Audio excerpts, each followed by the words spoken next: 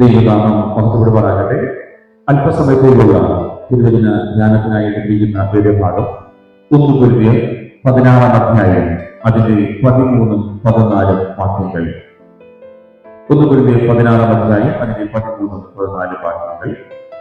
ഉണർന്നിരിക്കുകയും വിശ്വാസത്തിൽ നിലനിൽക്കുകയും പുരുഷത്വം കാണിക്കുകയും ശക്തിപ്പെടുകയും നിങ്ങൾ ചെയ്യുന്നതെല്ലാം സ്നേഹത്തിൽ ചെയ്യുകയും.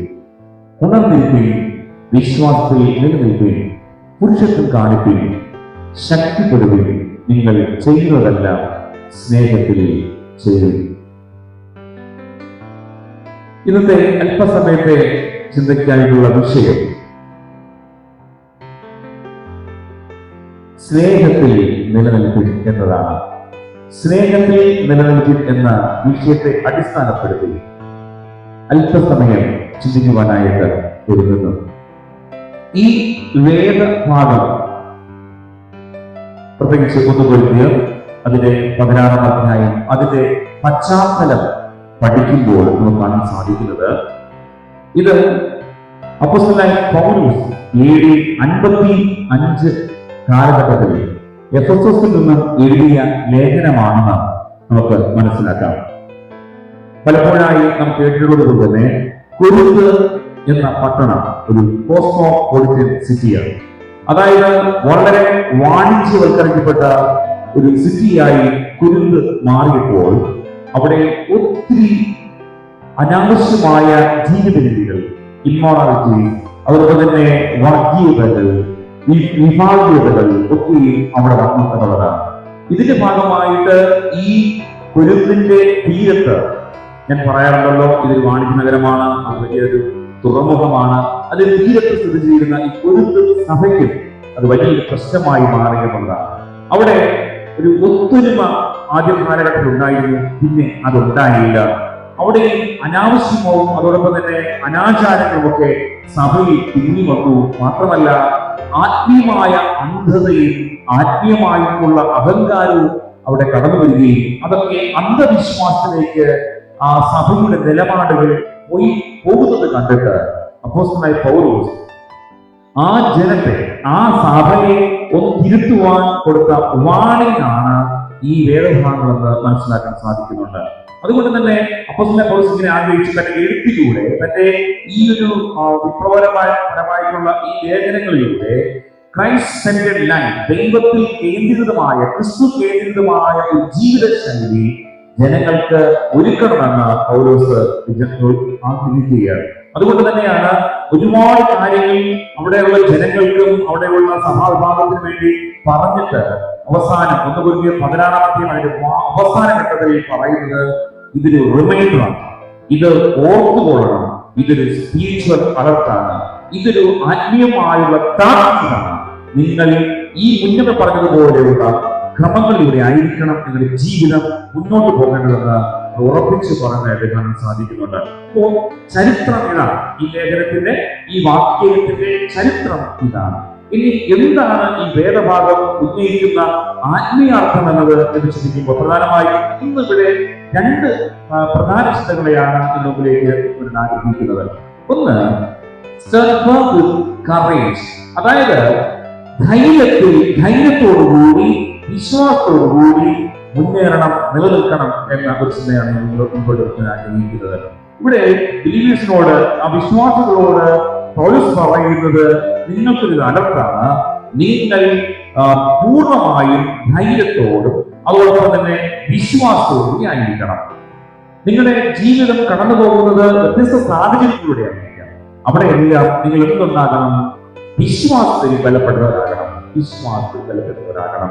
ഈ ചിന്ത അന്ന് കൊരിന്ത് സഭയോടുകൂടി പൗലോസ് പറഞ്ഞുവെങ്കിലും നമ്മുടെ പൗലോസ് നൽകിയിരിക്കുന്ന താക്കീത് നമുക്കും ഒരു പ്രയോജനമായി മാറുകയാണ്.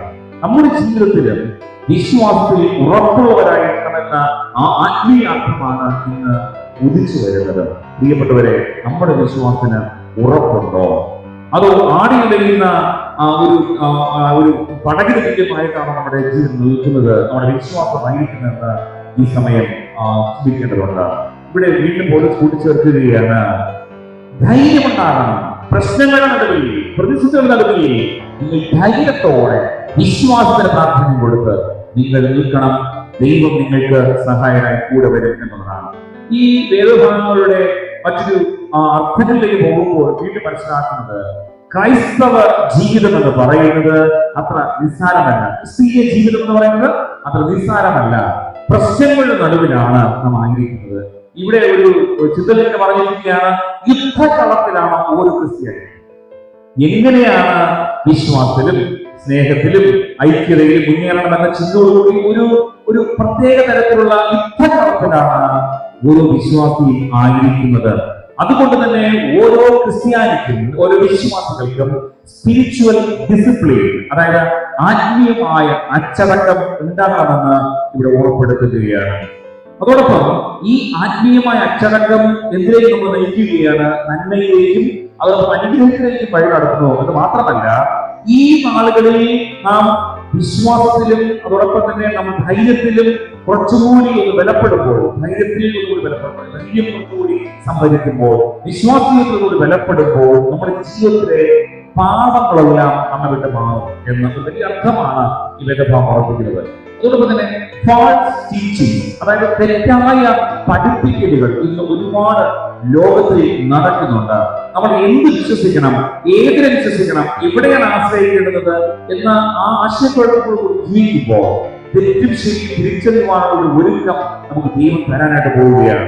അതുകൊണ്ട് തെറ്റായ പഠിപ്പിക്കലുകൾ തിരിച്ചറിയുവാനായിട്ട് ഈ നമ്മുടെ വിശ്വാസത്തിൽ ഉറപ്പുള്ളവരായിരിക്കുമ്പോൾ കഴിയും എന്ന് പഠിപ്പിക്കുകയാണ്. മാത്രമല്ല, നമ്മെ ആത്മീയതയിൽ നിന്ന് പിൻവലിപ്പിക്കുന്ന ഒത്തിരി ചിന്തകളും ജീവിതശൈലികളും അനുഭവങ്ങളും കടന്നു വരാം. അവിടെ വിശ്വാസമുള്ളവർക്ക് തിരികെ വരത്തില്ല. അവർ നിശ്ചയമായും അവരവരുടെ ജ്ഞാനദേശം നേടും എന്നതാണ് ഈ വേദഭാഗം നമ്മെ പഠിപ്പിക്കുന്നത്. അതുകൊണ്ട് നമ്മുടെ വിശ്വാസത്തിൽ ധൈര്യത്തോടെ ആയിരിക്കണം. വിശ്വാസത്തിൽ ധൈര്യത്തോടെ ആയിരിക്കണം. ദൈവം എന്നെ നടത്തും, ദൈവം എനിക്ക് നന്മ തരും, ദൈവം എന്റെ ജീവിതത്തിൽ വലിയ നന്മ ഉറപ്പായി തരും. ആ ഒരു വിശ്വാസം മുറുകെ പിടിച്ച് മുന്നേറണമെന്നാണ് ഇവിടെ ഉറപ്പിക്കുന്നത്. അങ്ങനെ വിശ്വാസം ഉറപ്പുള്ളവരായിരിക്കുമ്പോൾ നിങ്ങളെ തെറ്റിക്കുവാനായിട്ട് കഴിയുകയില്ല. അതായത് ഇങ്ങനെയാണ് നമ്മുടെ വിശ്വാസം ഉറപ്പുള്ളതാകുന്നത്, അനുഭവങ്ങളിലൂടെയാണ് ഉറപ്പുള്ളതാകുന്നത്. നിങ്ങൾക്കറിയാം, നിങ്ങളുടെ റേഷൻ കട എവിടെ ഇരിക്കുന്നു, അത് ചെമ്പൂര് ഭാഗത്ത് ഇന്ന സ്ഥലത്താണ് എന്ന് ഉറപ്പുണ്ടെങ്കിൽ നിങ്ങൾക്കറിയാം അത് എത്ര മണി വരെ ഉണ്ട് എന്ന് നിങ്ങൾക്കറിയാം.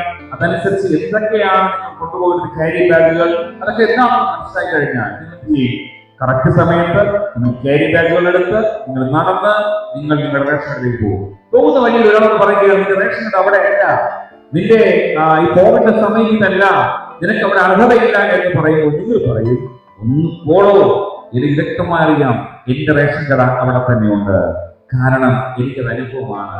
കഴിഞ്ഞ മാസവും പോയി സാധനം വാങ്ങിച്ചു, ഇനിയും എനിക്കുള്ളതാണ്. ഇത് മനസ്സിലാക്കുന്ന പ്രിയപ്പെട്ടവരെ, ഇതുപോലെ തന്നെയാണ് ക്രിസ്തുവിനെ അനുഭവിക്കുന്നവർക്ക് യഥാർത്ഥമായ വിശ്വാസം ഉണ്ടാകണം. ക്രിസ്തുവിനെ അറിയുന്നവർക്ക് യഥാർത്ഥമായ വിശ്വാസം ഉണ്ടാകും. അതുകൊണ്ട് വിശ്വാസത്തിൽ ധൈര്യത്തോടെ ആയിരിക്കണമെന്ന് ഓരോ പഠിപ്പിക്കുമ്പോഴും ഇന്ന് അതിനോടൊപ്പം ഞാൻ കൂടിച്ചേർക്കാൻ ആഗ്രഹിക്കുന്നത്, നിങ്ങളുടെ പ്രാർത്ഥനകളിൽ ചില രൂപാന്തരം വരണം. അപ്പ അങ്ങ് എനിക്ക് അനുഭവപ്പാൻ യോഗ്യത വരണമേ.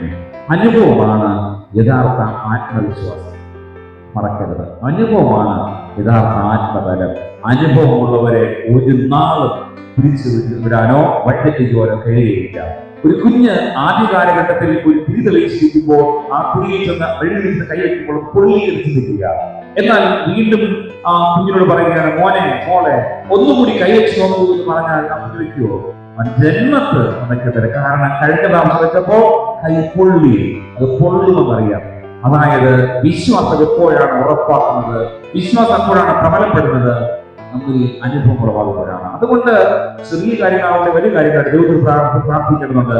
അപ്പൊ എനിക്ക് ചെറിയ കാര്യങ്ങളിലും വലിയ കാര്യങ്ങളിലും എനിക്കൊരു ഉറപ്പ് തരണമേ, എനിക്ക് അനുഭവം തരണമേ, അനുഭവങ്ങളിലൂടെ എന്റെ വിശ്വാസത്തിൽ ഉറപ്പിക്കണമേ എന്ന് പ്രാർത്ഥിച്ചാണ്. രണ്ടാമത്തെ കാര്യം മറ്റൊന്നുമല്ല, ഡു എവരിതിങ് ഇൻ ലവ്. വാക്യം 14 വാക്യമാണ് ഞാൻ പറഞ്ഞിരുന്നത്. എല്ലാം എന്ത് ചെയ്യണം? സ്നേഹത്തോടെ ചെയ്യണം. എല്ലാം സ്നേഹത്തോടെ ചെയ്യണമെന്നാണ്. അതായത് എല്ലാത്തിന്റെയും അടിസ്ഥാനം എന്തുവാ? സ്നേഹമാണ്. കുമാരനാശന്റെ പാട്ടിന് പറയുന്നുണ്ട്, സ്നേഹമാണ് അല്ലസാര മൂയ്ക്കെന്ന് പറഞ്ഞതുപോലെ സ്നേഹമാണ് എല്ലാത്തിന്റെയും അടിസ്ഥാനം. സ്നേഹമുണ്ടെങ്കിൽ അവിടെ എല്ലാം ഉണ്ട്, സ്നേഹമില്ലെങ്കിൽ അവിടെ എല്ലാം പ്രശ്നമാണ്. ഇവിടെ പൗലോസ് സഭ പറയുകയാണ്, നിങ്ങൾക്ക് പരസ്പരം സ്നേഹമില്ല. സ്നേഹമുണ്ടെങ്കിൽ അവിടെ പരസ്പരം കുറവുകൾ പരിഹരിക്കപ്പെടും. നിങ്ങൾ നല്ല നേതൃത്വമുണ്ടാകും, നിങ്ങൾക്ക് ഉറച്ചു നിൽക്കുവാനുള്ള ഒരു മനസ്സുണ്ടാകും. അവിടെ വിഭാഗ്യത ഉണ്ടാകത്തില്ല, അവിടെ മറ്റു പ്രശ്നങ്ങൾ ഉണ്ടാകത്തില്ല. പരസ്പരം ക്ഷമിക്കും, തോറ്റുകൊടുക്കും. സ്നേഹമാണ് അതിനകത്ത് ആവശ്യം. ഇന്ന് ജൈവിക സ്നേഹത്തിലാണ് നിങ്ങൾ ആയിരിക്കുന്നത്. പ്രിയപ്പെട്ടവരെ, ആ വാക്കുകൾ തന്നെ നമുക്കും കടമെടുക്കാം. നമ്മുടെ സഭയിൽ, നമ്മുടെ ഭവനങ്ങളിൽ, നമ്മുടെ വ്യക്തിബന്ധങ്ങളിൽ സ്നേഹത്തിന് പ്രാധാന്യം കൊടുക്കുന്നുവെങ്കിൽ തീർച്ചയായും നമ്മുടെ കുടുംബം ഒരു വലിയൊരു ദൈവരാജ്യമാകും. നമ്മുടെ സഭ ഒരു വലിയ സ്വർഗമാകും. സ്നേഹമുള്ളത് എവിടെയാണോ അവിടെയെല്ലാം സ്വർഗമാണ്. സ്വർഗം നിങ്ങൾ കാണാൻ ആഗ്രഹിക്കുന്നുവെങ്കിൽ ഇങ്ങനെ പ്രാർത്ഥിക്കണം: അപ്പാ, എനിക്ക് സ്നേഹിക്കുവാനുള്ള മനസ്സ് തരണമേ, എനിക്ക് സ്നേഹം കിട്ടുവാനുള്ള അവസരം തരണമേ. എങ്കിൽ അവിടെയാണ് സ്വർഗം. കാരണം കർത്താവിന്റെ പ്രാർത്ഥന ഇങ്ങനെ പറയുന്നു: സ്വർഗരാജ്യം ഭൂമിയിലും ആകണമേ എന്ന്. അതിനർത്ഥം എങ്ങനെയുണ്ട്? പരസ്പരം സ്നേഹിക്കാൻ അറിയുന്ന മനുഷ്യർ എവിടെ പോയി പാർക്കുന്നുവോ അവിടെയാണ് ദൈവരാജ്യം. അതുകൊണ്ട് ഈ നാളിൽ സ്നേഹത്തിൽ എല്ലാം ചെയ്യണം, സ്നേഹത്തിൽ എല്ലാം ആയിരിക്കണമെന്ന് ഓർമ്മിപ്പിക്കട്ടെ. യേശുക്രിസ്തു നല്ലൊരു മാതൃകയാണ് നമുക്ക് കാണിച്ചു തരിക്കുന്നത്.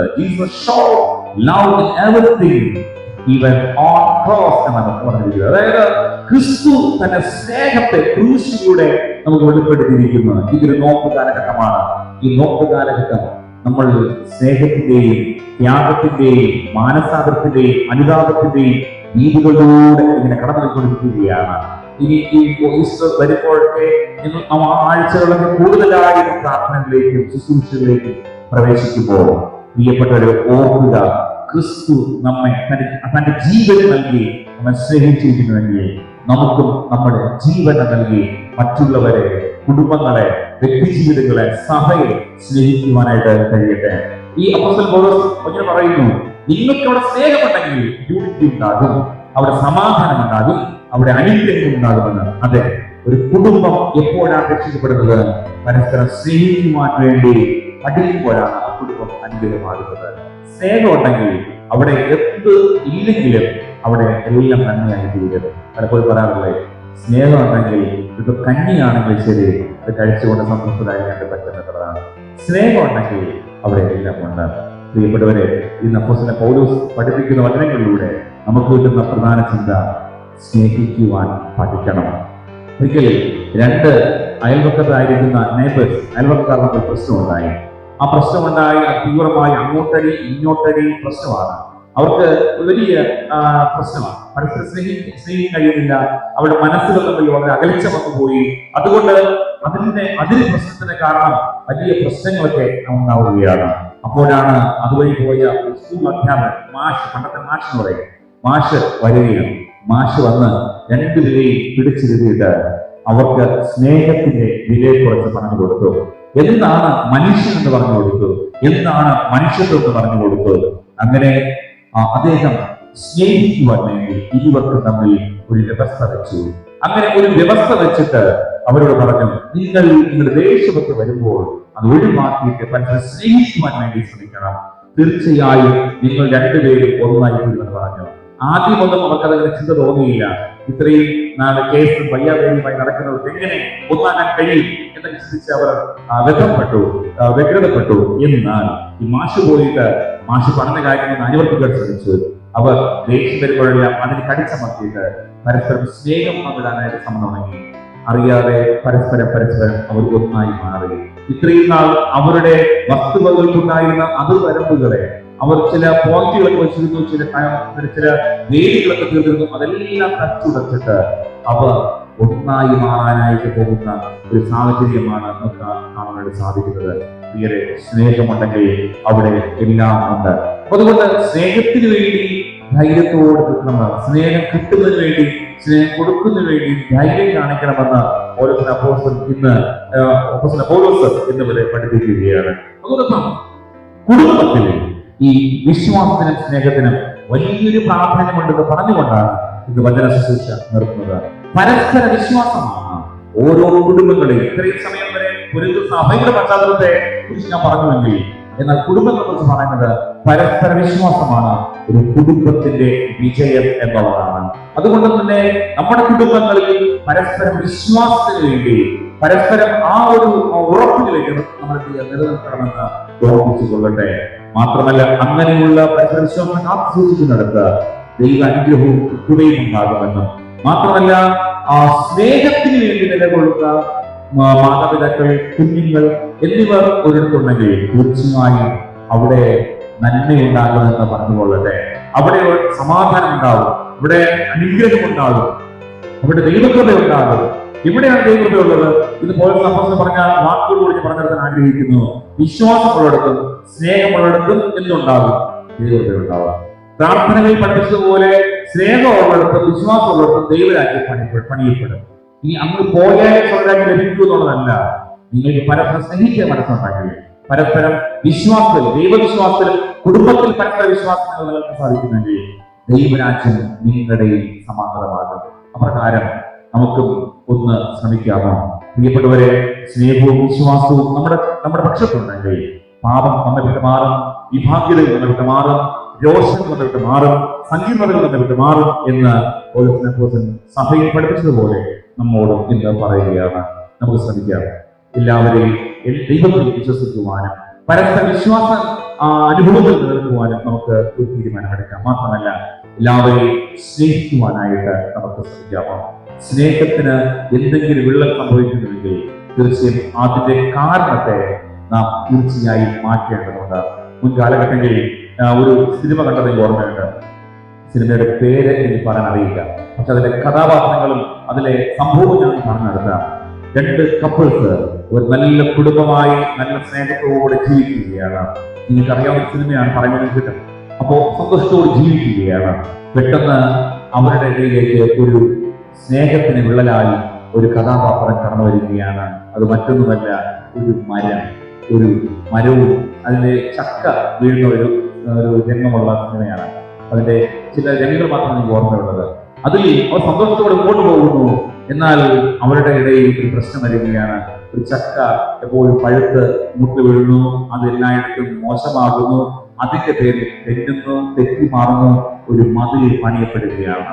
മതിൽ പണിഞ്ഞ് അവർ രണ്ടുപേരും ആ കുടുംബങ്ങൾ അവർ രണ്ട് വഴിക്ക് പോകുന്നതും അവിടെ വീട് വിൽക്കാൻ പോകുന്നതും അങ്ങനെ പ്രശ്നങ്ങളുടെ നടുവിലേക്ക് പോവുകയാണ്. എന്നാൽ ഒരു ഘട്ടത്തിൽ അവർക്ക് മനസ്സിലായി ഇതിന്റെയൊക്കെ പ്രശ്നം സ്നേഹം നഷ്ടമായതാണ്. സ്നേഹം അവരുടെ ബന്ധമില്ല, അതിർവരമ്പുകൾ ഇല്ല. ഒടുവിൽ ആ കഥയുടെ അവസാനം, ആ സിനിമയുടെ അവസാനം ഇങ്ങനെയാണ്. അവർ സ്നേഹിക്കാൻ മറന്നുപോയി. സ്നേഹം വീണ്ടെടുത്തപ്പോൾ അവർ തന്നെ ഒരു ചുറ്റിയിൽ കൊണ്ടുവന്ന് അവരുടെ വീടിന് നടുവിൽ സ്ഥാപിച്ച എന്തുവാ ആ മതിൽ അവർ രണ്ടുപേരും കൂടി ആ കുടുംബം മുഴുവനായിട്ട് ചേർന്ന് ഇടിച്ചു പൊളിക്കുന്നത് അതിലൂടെ സന്തോഷം കണ്ടവരിൽ ചെയ്യുന്ന രംഗമാണ്. പ്രിയപ്പെട്ടവരെ, നല്ലൊരു അർത്ഥം പറഞ്ഞു നിർത്തുന്ന ഈ സിനിമയ്ക്ക് നമ്മളോട് പറയാനായിട്ട് ഇന്ന് പരസ്പരം കണ്ടച്ചിരിക്കാൻ കഴിയുന്നില്ല, നല്ലൊരു അഭിമാനം പറയാനായിട്ട് സാധിക്കുന്നില്ല. കാരണം ഉള്ളിൽ സ്നേഹമില്ല. സ്നേഹം ശരിയായിട്ടുണ്ടെങ്കിൽ കുടുംബത്തിൽ നല്ല ആത്മീയമായ അർത്ഥങ്ങൾ വ്യാപാരം ചെയ്യുവാൻ, നല്ല ബന്ധങ്ങൾ സ്ഥാപിക്കുവാനായിട്ട് സാധിക്കും. നല്ലൊരു പുഞ്ചിരി കണ്ടിട്ട് എത്ര നാളായി, നല്ലൊരു ആശ്രയിഷം കിട്ടിയിട്ട് എത്ര നാളായി, നല്ലൊരു പ്രോത്സാഹനം കിട്ടിയിട്ട് എത്ര നാളായി. ഇന്ന് പരസ്പരം സ്നേഹിക്കുവാൻ അറിയില്ല, പരസ്പരം സ്നേഹിക്കുവാൻ കഴിയാതെ ഇടയിൽ എന്തൊക്കെയോ വിള്ളലുകൾ സംഭവിച്ചു പോയിരിക്കുകയാണ്. സിനിമയിൽ ഒരു മരമോ ഒരു ചക്കയോ വെട്ടി നമ്മുടെ ഇടയിൽ അതിനേക്കാൾ എന്തെല്ലാം മതിൽക്കെട്ടുകളാണ് വന്നുപോയിരിക്കുന്നത്. എന്നാൽ പൗലോസ് അപ്പോസ്തലൻ പറയുന്നു, ഇതെല്ലാം നിങ്ങളെ പാപത്തിലേക്ക് കൊണ്ടുവരും. നിങ്ങൾ പരസ്പരം സ്നേഹിക്കാൻ മറന്നുപോവുകയും പരസ്പരം മത്സരിക്കുകയും ചെയ്യുമ്പോൾ നിങ്ങൾ ചൊല്ലുന്നത് വലിയ പാപത്തിലേക്കാണ്. നിങ്ങളുടെ ജീവിതം നശിച്ചു പോകും. അതുകൊണ്ട് നമ്മുടെ വഴികളെ ഒന്നുകൂടി തിരിച്ചറിഞ്ഞ് സ്നേഹിക്കുവാനായിട്ട് നമുക്കൊരുങ്ങാമോ? സ്നേഹം ആഗ്രഹിക്കുന്ന ഒത്തിരി പേരുണ്ട്. നമുക്കും ഒത്തിരി സമയങ്ങളിലൊക്കെ എനിക്ക് ആരെങ്കിലും ഒന്നെ സ്നേഹിക്കുന്നുണ്ടായിരുന്നെങ്കിൽ, നല്ല വാക്ക് പറയാനുണ്ടായിരുന്നെങ്കിൽ, ഒന്നെ കെയർ ചെയ്യുന്ന ഒരാളുണ്ടായിരുന്നു. തീർച്ചയായും ഇതൊക്കെ എല്ലാവരുടെയും ആവശ്യമാണ്. പിന്നെ ഇപ്പോഴും വേദനപ്പെടുന്ന രംഗം, ഈ ഓർഫനേജിൽ പോയിട്ട് ഞാൻ തിരിച്ചു വരുമ്പോൾ അവിടെ ഒരു കുട്ടിയുടെ മുഖത്ത് കണ്ട ആ ഒരു വേദനയാണ് ഇപ്പോഴും എന്നെ വിശ്വസിക്കുന്നത്. ആ കുട്ടി പറയുന്നത്, ഞാൻ ഒറ്റയ്ക്കായി പോയി, എന്നെ സ്നേഹിക്കുവാൻ ആരുമില്ല, എന്നെ ആശ്രയിക്കുവാൻ ആരുമില്ല, കോഴിയെടുത്ത് ഒരു ഉമ്മ തരാൻ എനിക്ക് അപ്പനോ അമ്മയോ സഹോദരനോ ഇല്ല, ഈ വലിയ പൊതിയാണ്, എനിക്ക് അങ്ങനെ ആരുമില്ല. ഇവിടെ ചിലർക്കൊക്കെ അമ്മമാരുണ്ട്, അവർ വന്ന് ഉമ്മ കൊടുക്കുന്നു, ഉമ്മ മുട്ടായികൾ കൊടുക്കുന്നു, കെട്ടിപ്പിടിക്കുന്നു. ഇത് കാണുമ്പോൾ ഞാൻ ഭൂമി വളർന്ന് താഴോട്ട് പോകുന്നൊരവസ്ഥയാണ് എന്ന് ദുഃഖിക്കുന്ന ഒരു ഒരു കുഞ്ഞിന്റെ അനുഭവം എനിക്ക് ഓർമ്മയുണ്ട്. കഴിഞ്ഞ വർഷം ഞാൻ EVS നയിച്ചിരുന്ന സമയത്ത്, ഡെഡിക്കേഷൻ സമയത്ത് 2 കുട്ടികൾ വളരെ അഗാധമായി പൊട്ടിക്കരഞ്ഞു. ഞാൻ ചോദിച്ചു, എന്താണ് മക്കളെ കാരണം? എനിക്ക് അപ്പനുണ്ട്, അമ്മയുണ്ട്, പക്ഷെ അവർ എന്നെ സ്നേഹിക്കുന്നത് വ്യത്യസ്തമായിട്ടാണ്. എന്താണ് കാരണം? നിങ്ങളാരും വിശ്വസിക്കില്ലെങ്കിൽ ഞാൻ ആ കാര്യം പറയട്ടെ. ഒരു ക്രിമിനൽ കുറ്റം നടന്നൊരു വീട് കൂടിയാണ്, മറ്റൊന്നുമല്ല. ഈ ബാലന് സഹോദരന്മാരുണ്ട്, 2 പേർക്കും ഒരു പ്രശ്നമുണ്ട്, ശ്വാസം മുട്ടുക എന്നൊരു ബുദ്ധിമുട്ടാണ്. വലിക്കുന്ന ഒരു പ്രശ്നം, നല്ല രീതിയിൽ വലിക്കുന്ന പ്രശ്നമാണ്. അതിൽ അത്രത്തോളം ആരോഗ്യമൊക്കെ ക്ഷയിച്ചു പോയിരിക്കുന്ന പയ്യൻ കൂടിയാണ്. ഈ കുഞ്ഞു പൈതലെ പല തവണ ശ്വാസം എടുക്കുമ്പോൾ ശബ്ദം കേൾക്കും. ഇത് കേട്ട് ഉറങ്ങാൻ കഴിയുന്നില്ല എന്ന പരാതിയോടുകൂടി പിതാവ് മർദ്ദിക്കുകയും പിതാവ് ആ കുഞ്ഞിനെ എടുത്ത് പുറത്ത് പലതവണ മഴയത്ത് പോലും കൊണ്ട് കിടത്തിയ അനുഭവം ആ കുഞ്ഞ് ആ സാക്ഷ്യത്തിൽ പറയുകയുണ്ടായി. മാത്രമല്ല, സാക്ഷ്യത്തിലല്ല, പേഴ്സണൽ എന്നോട് പറയുകയുണ്ടായി. കരഞ്ഞതിനെ ഞാൻ വിളിച്ച് ചോദിച്ചപ്പോൾ പറഞ്ഞ കാര്യങ്ങളാണ്. മാത്രമല്ല, ആ കുഞ്ഞ് പറഞ്ഞത് അവിടെ ഒരു വെള്ളമുള്ള ഒരു സ്ഥലമാണ്, എന്നാൽ അത് വെള്ളമില്ലാത്ത കിണറാണ്, അത്ര ആഴമില്ല, ഒരാളുടെ കയറി വരാൻ പറ്റുന്ന അതിനകത്ത് ഒരു ദിവസം എടുത്തെറിഞ്ഞ കുടിച്ചുകൊണ്ടുവന്ന അപ്പൻ ഇത് കാരണം ഈ 2 കുഞ്ഞുങ്ങളെയും അതിനകത്ത് എടുത്തെറിഞ്ഞു. ശല്യങ്ങൾ നശിച്ചു പോകട്ടെ, ഉറങ്ങാൻ ഒരു കഴിയുന്നില്ല എന്ന് പറഞ്ഞ് സങ്കടപ്പെട്ട അനുഭവം ആണ് ഈ പറയാൻ കഴിയാതെ. ഇപ്പൊ ഇവിടെ നമുക്കിവിടെ EVS വരുന്നുണ്ട്. EVS എന്നത് ആഘോഷങ്ങളെക്കാൾ സ്നേഹം കൊടുക്കുന്നവർക്കുള്ള മറുപടിയാകണം EVS.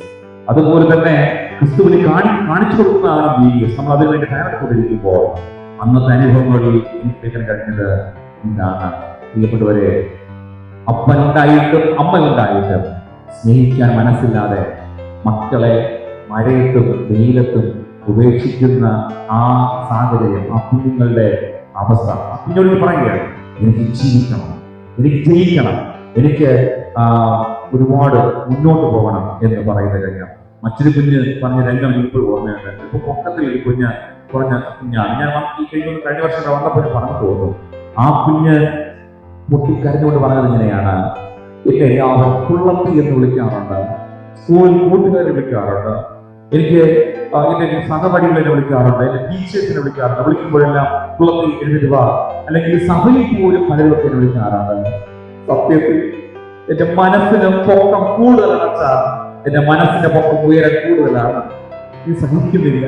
ചില സമയങ്ങളിൽ വീട്ടിൽ നിന്ന് പോലും എനിക്ക് അവിടെ കേട്ടിട്ടുണ്ട്. എന്ത് ചെയ്യാനാകും? ഞാനൊരു മനുഷ്യയായി പെൺകുട്ടിയായി പിറന്നുപോയി, എനിക്ക് മുന്നോട്ട് പോകണം. കുഞ്ഞ് കരഞ്ഞ് സാക്ഷ്യമായി സാക്ഷ്യത്തിൽ പറഞ്ഞ കാര്യങ്ങൾ എല്ലാവരും പൊട്ടിക്കരഞ്ഞ്. നിങ്ങളുടെ സമർപ്പണ ശുശ്രൂഷ 2 മണിക്കൂറാണ്.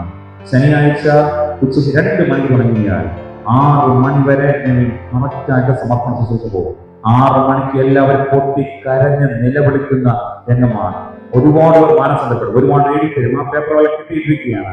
ദൈവവേലയ്ക്ക് വേണ്ടി സമർപ്പിക്കുന്നു. എനിക്ക് രഹസ്യങ്ങൾ വരെ എഴുതിയിട്ടുണ്ട്. ഇത്രയും പ്രാർത്ഥിച്ച് ഇത്രയും ഭാഷയിൽ അവരുടെ കാര്യങ്ങൾ ചെല്ലുമ്പോൾ പറയും, അച്ഛാ ഞങ്ങൾ പല പ്രശ്നങ്ങൾ അവതരിപ്പിക്കുന്നു പറഞ്ഞ് പേഴ്സണൽ എഴുതി. അതായത് അതാണ് സമർപ്പണം. ഇന്നത്തെ സമർപ്പണം 2 മിനിറ്റ് കൊണ്ട് ആർക്കോട്ട് കാണിക്കാൻ വേണ്ടി നടത്തി പോകുന്ന കാലഘട്ടമാണ് ഇന്നത്തെ കാലഘട്ടം. ഞങ്ങളുടെ രീതിക്ക് വ്യത്യസ്തമാണ്. പറയട്ടെ, ഒത്തിരി അനുഭവങ്ങൾ പറയാനായിട്ട് സാധിക്കും. ആ കൊച്ചുകൂടി പറഞ്ഞത്, എനിക്ക് എന്നെ എവിടെയാണോ നിഷേധിച്ചത് അവിടെയെല്ലാം എനിക്ക് ജയിച്ചു ചേർക്കണം, എനിക്ക് പ്രാർത്ഥിക്കണമെന്ന്. പ്രിയരെ, നീ ഫോളോ ചെയ്യാൻ പറ്റത്തില്ല, പാടില്ല. ഒരു വീഡിയോസ് കഴിഞ്ഞാൽ പിന്നെ ആ കുട്ടികളെയോ ഒന്നും പിന്നീട് ഫോളോ ചെയ്യാൻ പാടില്ല. എങ്കിലും ഞാൻ പറയട്ടെ. അതുകൊണ്ട് എന്തായി എനിക്ക് അറിയില്ല. അന്ന് നിങ്ങൾ പ്രാർത്ഥിച്ച് തലക്കേറ്റ് പ്രാർത്ഥിച്ച് എല്ലാ ഡയറക്ടേഴ്സിനോട് ചേർന്ന് പ്രാർത്ഥിച്ച് അവരെ വിളിക്കുക. കുട്ടി പറഞ്ഞു, ഞാൻ ജീവിതത്തിൽ ജയിക്കും, തോൽക്കില്ല എന്ന്. ഞാൻ പറയാൻ ആഗ്രഹിച്ചത്, സ്നേഹത്തിന് വലിയൊരു അർത്ഥമുണ്ട്, സ്നേഹത്തിന് വലിയൊരു വ്യാഖ്യാനമുണ്ട്. ഒരുപാട് കൊതിക്കുകയാണ് ജീവിതത്തിലെന്ന് എനിക്കൊരു സാമീപ്യമെന്ന്. ഇന്ന് സ്നേഹം നിഷേധിക്കപ്പെടുമ്പോൾ, സ്നേഹം അവഗണിക്കപ്പെടുമ്പോൾ, സ്നേഹിക്കാൻ മറന്നു പോകുമ്പോൾ പറയുന്നത്, നിനക്ക് സ്നേഹിക്കുക മനസ്സുണ്ടെങ്കിൽ നിന്റെ സഭയാകട്ടെ, നിന്റെ കുടുംബമാവട്ടെ, വ്യക്തി ജീവിതമാകട്ടെ, അവിടെയൊക്കെ നന്മയുണ്ടാകും. അതുകൊണ്ട് സ്നേഹത്തിന്റെ ഭാഷയിൽ സംസാരിക്കുക, സ്നേഹത്തിന്റെ അനുഭവങ്ങളിൽ നമുക്ക് എല്ലാവരോടും ബന്ധപ്പെടുവാനായിട്ട് സാധിക്കട്ടെ. രണ്ട് കാര്യമാണ് എന്ന് നമ്മൾ പറഞ്ഞിട്ടുള്ള കാര്യം. ഒന്ന്, വിശ്വാസത്തിന് വേണ്ടി ധൈര്യത്തോടെ നിൽക്കുക. അതോടൊപ്പം എല്ലാ കാര്യങ്ങളും സ്നേഹത്തോടെ ചെയ്യുക. എല്ലായിടത്തും ദൈവത്തിന്റെ കൃപ വ്യാപരിക്കും. നിശ്ചയം നമുക്ക് തീരുമാനിക്കാം, നമ്മുടെ സ്നേഹവും നമ്മുടെ കെയറും നമ്മുടെ പരിപാലനവും ഒക്കെ ആഗ്രഹിക്കുന്ന കുടിവേറുണ്ടാകാം. വിശ്വാസം പകർന്നു കൊടുക്കേണ്ട ഇടങ്ങളുണ്ടാകും. അതിലേക്ക് നമുക്ക് അനശ്വരനായിട്ട് സാധിക്കട്ടെ. നമുക്ക് ഈ നാളിൽ തീരുമാനമെടുത്ത് മുന്നേറാം. നമ്മളുടെ ഒത്തിരി പേർക്ക് ഗുണമുണ്ടാകട്ടെ. ഒത്തിരി പേര് ദൈവത്തിൽ മക്കളായി നടക്കാം.